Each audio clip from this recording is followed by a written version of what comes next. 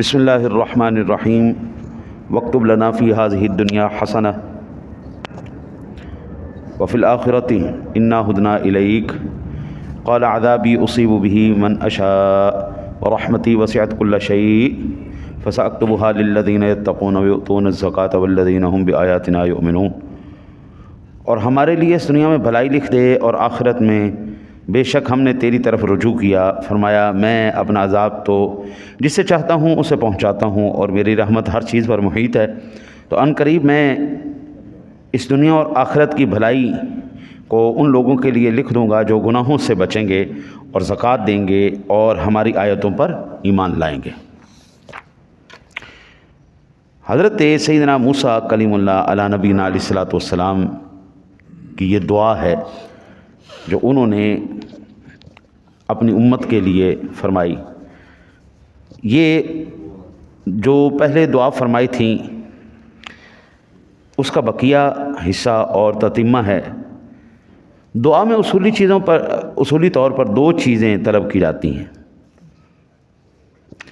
ایک مضر چیزوں سے پناہ طلب کی جاتی ہیں، یا اللہ یہ جو مضر چیزیں ہیں اس سے نجات عطا فرما، بیماری ہے صحت عطا فرما، نقصان ہے فائدہ عطا فرما۔ ایک ہوتا ہے جی طلب منفعت، دفع ضرر کے ساتھ یا اللہ ہمیں برکتیں عطا فرما، ہم جو نوکری کرتے ہیں جو کام کرتے ہیں اس میں ہمیں برکت۔ تو نقصان یا جو مضر چیزیں ہیں ان سے نجات، اور جو منفعت والی چیزیں ہیں ان کا طلب، یہ دو چیزیں۔ موسیٰ علیہ السلام نے دعا میں پہلے یہ کہا کہ ہم کو بخش دے اور ہم پر رحم فرما۔ دعا کے اس حصے میں اپنی امت کے لیے ہلاکت اور عذاب سے نجات کو طلب کیا، اور دعا کے دوسرے حصے میں کہا اور ہمارے لیے اس دنیا میں بھلائی لکھ دے اور آخرت میں۔ اب یہ مضمون ہمیں قرآن پاک کی سورہ بقرہ شریف کی 201 نمبر آیہ مبارکہ میں بھی ملتا ہے۔ وَمِنْهُم مَّن يَقُولُ رَبَّنَا آتِنَا فِي الدُّنْيَا حَسَنَةً وَفِي الْآخِرَةِ حَسَنَةً، اور ان میں سے بعض یہ کہتے ہیں کہ اے ہمارے رب ہمیں دنیا میں بھلائی عطا فرما اور آخرت میں بھی بھلائی عطا فرما۔ یہ تمہیداً سننے کے بعد اب میں ایک دو عرض کروں کہ دنیا کی بھلائی کیا ہے اور آخرت کی بھلائی کیا ہے۔ دنیا کی بھلائی سے مراد پاکیزہ حیات اور اعمال صالحہ، جوانی بندے کی ساری زندگی بچپن سے لے کے بندے کے بڑھاپے تک این سونا ستھرا شیشے طرح زندگی ہے، کوئی شراب خوری نہیں، کوئی شراب نوشی نہیں، کوئی نشہ خوری نہیں، کوئی کسی نال حرام زدگی نہیں، کوئی دو نمبری نہیں، کوئی جوا نہیں، کوئی حرام نہیں۔ بندہ جیسے ہی ہوش سنبھالے اللہ اور اس کے رسول کی معرفت اس کے پاس آئے، عبادت میں اس نے زندگی گزاری ہو، بڑھاپے تک کیسے گزرے، یہ طلب کریں یا اللہ ایسی زندگی عطا فرما، ایسے میرے امتی ہوں کہ جیسے ہی ہوش سنبھالیں اللہ اور اس کے رسول کا ذکر ان کے کانوں میں پڑتا ہو، عبادات سے ان کی پیشانیاں جناب آباد ہوں۔ ہاں جی یا اللہ ایسی زندگی ہو، اور آخرت میں بھلائی سے مراد یا اللہ پھر ان کو جنت بھی عطا فرمانا، جنت بھی عطا فرما، نہ صرف جنت عطا فرما بلکہ ان کو اپنا دیدار بھی عطا فرما۔ اچھا جی، اور دنیا کی نیکیوں پر ثواب، اور زیادہ عمدہ بات یہ ہے کہ دنیا کی بھلائی سے مراد نعمت اور عبادت ہے، اور آخرت کی بھلائی سے مراد جنت ہے، اور اس کے علاوہ اور کیا بھلائی ہو سکتی ہے۔ ارباح المحیط کی 5ویں جلد میں یہ تعریف کی گئی۔ علامہ بیضاوی علیہ رحمہ نے لکھا کہ دنیا کی بھلائی سے مراد اچھی زندگی اور عبادت کی توفیق ہے، اور آخرت کی بھلائی سے مراد جنت ہے۔ القاز رونی نے مع بیضاوی کے اندر علامہ ابن جریر نے لکھا دنیا کی بھلائی سے مراد اعمال صالحہ اور آخرت کی بھلائی سے مراد گناہوں کی بخشش۔ اللہ اکبر اللہ اکبر۔ اب آپ لوگ نہ جی قبلہ اپنی قسمتوں پہ جتنا ناز کریں نا اتنا کم ہے۔ یہ موسیٰ علیہ السلام کس کے لیے مانگ رہے ہیں؟ اپنی امت کے لیے۔ یہ موسیٰ علیہ السلام اپنی امت کے لیے مانگے، اللہ کا نبی تو اس کی تو پہلے سانس سے لے کے آخری سانس تک اللہ کی اطاعت ہے، عبادت میں ہے حضرت، اللہ کے نبی ہیں، کلیم ہیں، صاحب شریعت رسول ہیں، صاحب کتاب ہیں، ان کا تو پہلی سانس سے لے کے آخری سانس تک اللہ کی رضا ہے، اس کی مرضی ہے۔ تو یہ جو طلب کیا جا رہا ہے یہ امت کے لیے طلب کیا جا رہا تھا، یا اللہ میری امت کو یہ دے دے۔ لیکن ضروری نہیں ہوتا حضرت جو مانگا جائے وہ مل بھی جائے، ضروری نہیں ہوتا جس چیز کی طلب کی جائے، جو مانگا جائے، جو خواہش ہو وہ پوری بھی ہو جائے۔ اس کی رضا ہے، اس کی منشا ہے، اس کی عطا ہے، وہ جس کو چاہتا ہے وہ عطا فرما دے۔ حضرت کئیوں کو بن مانگے جھولیاں بھر بھر کے دیتا ہے، کئیوں کو مانگنے سے بھی اس کی حکمت کے تحت ان کو محروم رکھتا ہے۔ دنیا جناب ترس جاتی ہے، یا اللہ ایک بیٹا دے دے، ایک بیٹی دے دے، یا اللہ کمزوری دے دے، ساری زندگی اولاد نہیں ہوتی، کئیوں کو اللہ 15 20 بچے دے دیتا ہے۔ لو جی انے والو بھائی اس کی عطا۔ موسیٰ علیہ السلام نے یہ سارا کچھ مانگا تھا، یا اللہ ان کی زندگیاں بھی پاکیزہ ہوں، جو بس جویں ہوش چاند، یا اللہ تیری عبادتاں نال، تیری ریاستاں نال، تیرے احکام دے اتے عمل کرن نال، یا اللہ وہ بس کمال ہی ہو جائے، آخری دم تک ان کی زندگیاں ایسے خوبصورت گزریں، اور آخرت میں یا اللہ ان کو جنت بھی عطا فرما دینا، اپنا دیدار بھی عطا فرما دینا۔ اللہ اکبر۔ اب سنو وہ بات جس کے لیے میں نے آپ سے یہ کہا کہ آپ لوگ جتنی اپنی شان پر، اپنی قسمت پر ناز کریں، یہ وہ ساری چیزیں تھیں جو موسیٰ علیہ السلام نے تورات کے اندر پڑھی تھیں۔ ابن عباس رضی اللہ تعالیٰ عنہ فرماتے ہیں کہ سوال تو موسیٰ علیہ السلام نے کیا تھا اپنی امت کے لیے، اللہ نے یہ ساری چیزیں اپنے حبیب کی امت کو عطا فرما دی۔ حضور کی امت کو دیدار بھی ہوگا۔ ہمارے نوجوان ایسے بھی ہوں گے جن کی جوانیاں بھی پاکیزہ ہیں، جن کے بڑھاپے بھی پاکیزہ ہیں، جن کی آخری سانسوں تک اللہ اور اس کی رضائی وہ حاصل کرتے چلے گئے زندگی میں۔ ہم نے ایسے لوگوں کو اپنی آنکھوں سے دیکھا ہے، ہم نے ایسے لوگوں کی زیارتیں کی ہیں حضرت۔ تو یہ مانگا تو موسیٰ علیہ السلام نے اپنی امت کے لیے تھا، یا اللہ یہ سارا کچھ میری امت کو دے دے، دنیا کی بھلائیاں بھی عطا فرما دے، کامیابیاں بھی عطا فرما دے، نعمتیں بھی عطا فرما دے، عبادتوں کی توفیق بھی عطا فرما دے، یا اللہ ان کو جنت بھی دے دے، یا اللہ ان کو اپنا دیدار بھی عطا فرما دے، یا اللہ ان کو جو ہے فضیلتیں بھی عطا فرما دے۔ مانگا موسیٰ علیہ السلام نے اپنی امت کے لیے، اللہ نے عطا اپنے حبیب کی امت کو فرما دی۔ حضرت اس سے بڑے کہ میں اگر اپنی قسمت پہ ناز نہ کروں قبلہ، اب ایمان سے بتائیں، ایمان سے بتائیں، آج پھر میں کسی اور طرف منہ اٹھا کے جانے کی کوشش کروں، لنڈے کا انگریز بننے کی کوشش کروں، موم بتی مافیا بننے کی کوشش کروں، تو خدا کی قسم اس سے بڑی لعنت ہمارے اوپر ہے ہی کوئی نہیں۔ وہ لوگ مانگتے چلے گئے، یا اللہ دے دے، یا اللہ دے دے، یا اللہ دے دے، یا اللہ دے دے، اپنے لیے دیدار طلب کرتے گئے۔ رب ارنی انظر الیک، رب ارنی انظر، یا اللہ اپنا آپ دکھا، یا اللہ اپنا آپ دکھا، یا اللہ نے ان کو نہیں دکھایا، اپنے حبیب کو سوئے ہوئے اٹھا کے فرمایا آ کے اپنا دیدار کرا۔ آپ محبوبہ تینوں اپنا دیدار کرائیے، اٹھ سونے۔ کئیوں کو مانگنے پر بھی نہیں مل رہا، کئیوں کو بن مانگے دیا جا رہا ہے۔ ادھر امت کے لیے وہ ہر نبی کو بھائی اپنی امت کی پریشانی ہے، فکر ہے، وہ چاہتے ہیں کہ میری امت سب سے زیادہ کل محشر والے دن شانوں والی نظر آئے، میری امت میں سب سے زیادہ غوث کتب ابدال ہوں، میری امت کے زیادہ عالم ہوں، میری امت کے زیادہ عامل ہوں، عمل کرنے والے ہوں، سخی ہوں، جناب سارا کچھ ہو ہماری امت میں۔ لیکن حضرت جی نہیں، یہ اس کی تقسیم ہے جی۔ کئیوں کو اتنا بھی نہیں ملتا کہ روٹی پوری کر سکیں، کئیوں کو اتنا ملتا ہے کہ ان کے کتے بھی اے سی والے کمرے میں بیٹھے ہوتے ہیں۔ یہ اس کی تقسیم ہے جی، اس کو جس کو چاہے جتنا مرضی چاہے۔ ابن عباس رضی اللہ تعالیٰ عنہ نے فرمایا، جامع البیان کی 9ویں جلد، تفسیر امام ابن ابی حاتم کی 5ویں جلد ہے، فرماتے ہیں کہ موسیٰ علیہ السلام نے جو سوال کیا تھا کہ ہمارے لیے دنیا اور آخرت کی بھلائی لکھ دے، اللہ تعالیٰ نے ان کے لیے منظور نہیں کیا، اور فرمایا یہ میں سیدنا محمد مصطفیٰ صلی اللہ علیہ وسلم کی امت کو عطا کروں گا۔ حضرت برائدہ بیان کرتے ہیں کہ رسول اللہ صلی اللہ علیہ وسلم نے فرمایا کہ اہل جنت کی 120 صفیں ہوں گی، ان میں سے 80 صفیں اس امت کی ہوں گی اور 40 صفیں باقی امتوں کی ہوں گی۔ یہ سنن ترمذی شریف کی حدیث پاک ہے، ابن ماجہ شریف میں بھی، مسند امام احمد میں بھی، سنن دارمی کے اندر بھی، المستدرک للحاکم کے اندر بھی، اور مشکات شریف کے علاوہ دیگر بے شمار حدیثوں کے اندر یہ موجود۔ حضرت صاحب آج بھی پروٹوکول ہے، جس لیڈر کے ساتھ جتنے اس کے پارٹی والے ہوں گے اس جماعت کو اتنا بڑا سمجھا جاتا ہے۔ بلا تشبیہ کائنات کے سب سے عظیم لیڈر کا نام جناب محمد الرسول اللہ صلی اللہ علیہ وسلم۔ کائنات کے سب سے کامیاب ترین، دنیا کا جو نقاد ترین عیسائی گزرا ہے ایمن رائے، اس کا ایک ہی زندگی کا مقصد تھا کہ اسلام کی میں غلطیاں نکالوں۔ ہاں جی، آج کل بھی لوگوں کو تکلیف ہوتی ہے نا جی، ہاں جی، نبی پاک کو یہ پتہ نہیں تھا، نبی پاک کو دیوار کے پیچھے کا علم نہیں تھا، نبی پاک کو علم غیب نہیں تھا، نبی پاک کچھ جانتے نہیں تھے، جی نبی پاک کو کسی بات کا خبر نہیں تھی، نبی پاک کو علم غیب نہیں تھا۔ آج بھی کیڑے کٹنا جو ہے نا جی، انہیں چھڑ دے۔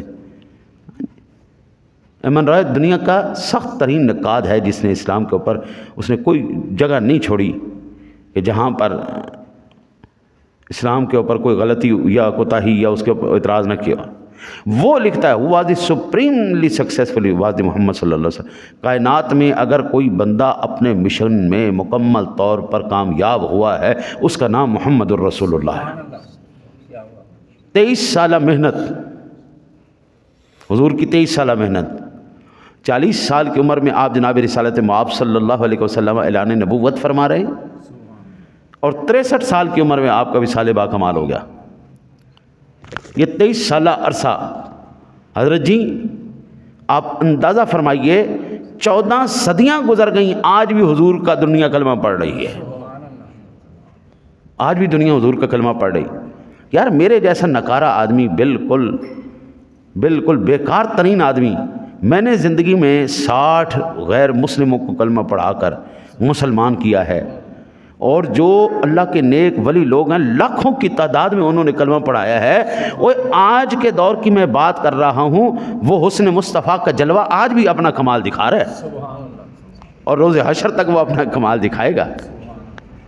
جس انداز میں آج ہمیں ہمارے مذہبی رہنما بتا رہے ہیں جی حضور دی کوئی شان نہیں، حضور دی اہل بیت دی کوئی شان نہیں، حضور دے صحابہ دی کوئی شان نہیں، حضور نے کچھ نہیں اسی پتہ نہیں یار ان لوگوں کے دماغ کے اندر کوئی کیڑا ہے۔ اور بھائی کبھی کسی کا کلمہ پڑھوانا ہو تو اس کے فضائل بیان کیے جاتے ہیں۔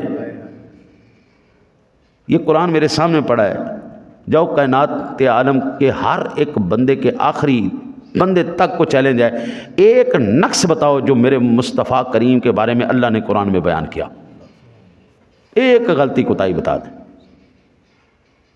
کھبا کن پھڑ کے انج پھڑ کے پٹھے سیدھے مسئلے کر کے صرف اور صرف تکلیف کی ہے حضور دی شان نہیں مننی، حضور دی اہل بیت دی شان نہیں مننی، حضور دے اصحاب دی شان نہیں مننی۔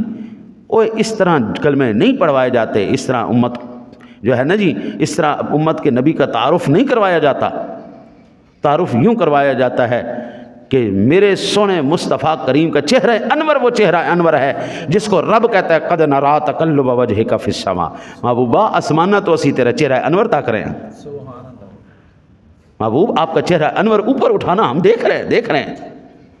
اس طرح تعارف کروایا جاتا ہے۔ سبحان الذی اسریٰ بعبدہ لیلا من المسجد الحرام الی المسجد، دنیا کے سارے قاعدے قانون میرے محبوب کی خاطر بدل کے رکھ دیے۔ کوئی ماں کا لال ان سیکنڈا منٹا لکھاں میلاں دا فاصلہ طے نہیں کر سکتا محبوبہ، لیکن جب باری تیری آئے گی تو پھر قانون بھی ہم بدل دیں گے، ہم لمحوں کے اندر صدیوں کا سفر تجھے طے کروا دیں گے۔ یہ ہوتی ہے جناب، یہ نبی کا تعارف ہوتا ہے۔ یہ کیا ہوا؟ ان کو کچھ پتہ نہیں تھا، دیوار کے پیچھے علم نہیں تھا، علم غیب نہیں تھا، یہ نہیں تھا، وہ نہیں تھا۔ کل مسجد اقصیٰ میں جس وقت سارے انبیاء کرام علیہ السلام جلوہ گر ہوئے، حضرات محترم میرے آقا جی فرماتے ہیں میں بھی جا کے صف میں کھڑا ہو گیا۔ بھئی یہاں پہ بڑے بڑے انبیاء ہیں، میرے جد امجد موجود ہے، ابراہیم علیہ السلام موجود ہے، آدم علیہ السلام، سارے نبی یہاں پہ موجود ہیں، میں بھی صف میں کھڑا ہو گیا۔ جبریل امین آئے، بازو پکڑ کے کہنے لگے یا رسول اللہ آج امامت صرف آپ کو ہی سجتی ہے، سونے صرف امامت اہل آج تو ہی ہیں، ہاں آج تیرے سر یہ سہرا سجایا جائے گا۔